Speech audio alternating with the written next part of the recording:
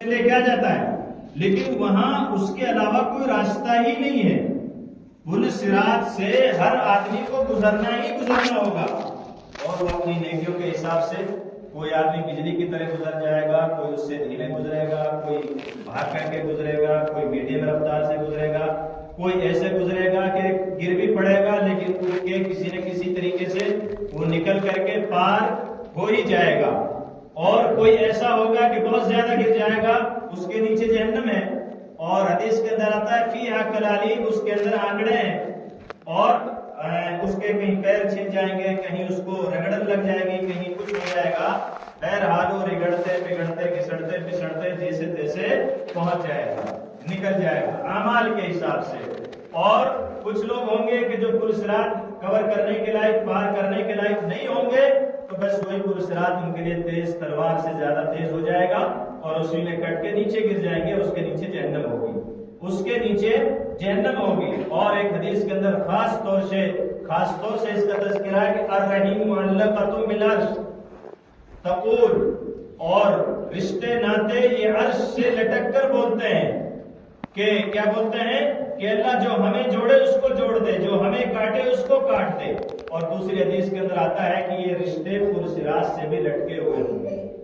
جو آدمی رشتے ناتوں کو خراب کرتا ہے یا کرواتا ہے، یا آپسی تعلقات کو خامخواہ بگاڑتا ہے یا بگڑواتا ہے، جھوٹ سچ بول کر کے، یہ سارے لوگ اسی دائرے میں آتے ہیں، زمرے میں آتے ہیں۔ آج کل ہمارے یہاں کیا ہے، جن لوگوں میں کچھ نقص عیب ہوتا ہے ان کی تو بات ہی چھوڑ دو، لیکن جو بالکل جن کے اندر پیورٹی ہے، اوریجنل بچے بچیاں، اگر کہ رشتے کا معاملہ آ جائے تو وہاں آدمی ایسے ایسے آنکڑے فٹ کر دیتے ہیں کہ کسی کی منگنی ہونی ہے تو آئے ہوئے مہمان اگر کسی دو پھند والے کو مل گئے تو لازم ہے کہ وہ واپس چلے جائیں گے، کیونکہ یہ معاملہ ہی ایسا ہے، اس میں جھوٹ بہت پیارا لگتا ہے۔ تو ایسے معاملات پہ ہم کو دھیان دینا ہوگا کہ ہمیں پل صراط سے گزرنا ہے۔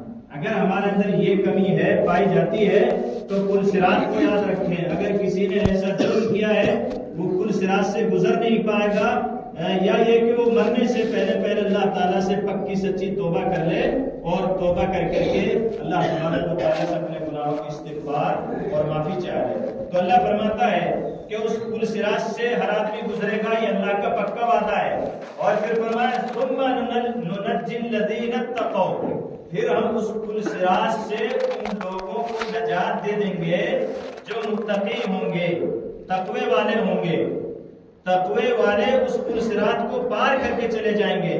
وَنَذَرُ الظَّالِمِينَ فِيهَا جِثِيًّا، اور ظالم لوگوں کو وہیں ہم گھٹنے کے بل ڈال دیں گے، گھٹنوں کے بل ڈال دیں گے پکڑ کے، وہ پار ہی نہیں کر پائیں گے، گھوٹی گڑ جائیں گے وہاں۔ جیسے ایک انجان پشو ہوتا ہے، انجان آدمی کے ہاتھ میں، اس کو لے کے جاتا ہے تو گھٹنے ٹیک دیتا ہے، گھوٹی گاڑ دیتا ہے کہ میں نہیں جاؤں گا، تو اللہ تبارک و تعالیٰ وہاں گھوٹی گڑوا دے گا، اور پھر وہ پل صراط کو ظالمین پار نہیں کر پائیں گے، اسی میں رہ کر کے ختم ہو جائیں گے، اور جہنم ان کا ٹھکانہ ہوگا۔ ظلم کے تعلق سب سے پہلے تفصیلی خطبے میں کئی خطبے دے چکا ہوں، بہت زیادہ ڈیٹیل میں جانے کی ضرورت نہیں ہے۔ ایک شاعر کہتا ہے کہ تنہائی میں گناہ کرنے سے اور بھی زیادہ ڈر، تنہائی میں گناہ کرنے سے اور بھی زیادہ ڈر، اس لیے کہ جو منصف ہے وہ گواہ بھی ہے۔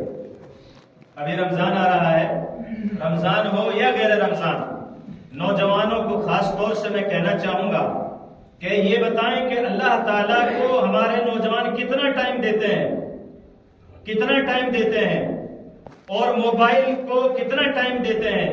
شب و روز، دن اور رات موبائل کی زندگی، یوٹیوب پر، گوگل پر، جب دیکھو غلط محفلوں پر، کہیں جو ہے تاش کی محفلیں ہیں، کہیں غلط محفلیں ہیں، جھنڈ کے جھنڈ کھڑے رہتے ہیں۔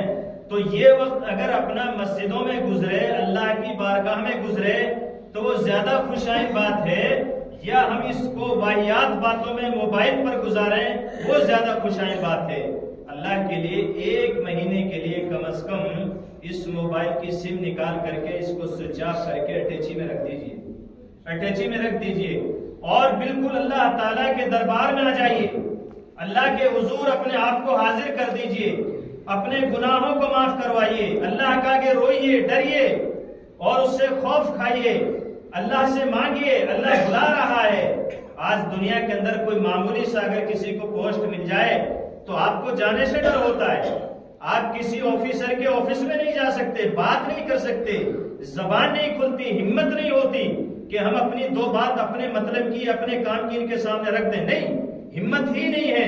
لیکن اللہ تبارک و تعالیٰ وہ حاکم اور بادشاہ حاکم الحاکمین ہے جو ہمیں بلا رہا ہے اپنے دربار میں، اور ہر روز جب رات کا آخری تہائی حصہ رہتا ہے، سال بھر اللہ تعالیٰ بلاتا ہے، اور رمضان کے اندر خاص طور سے اللہ تبارک و تعالیٰ بلاتا ہے۔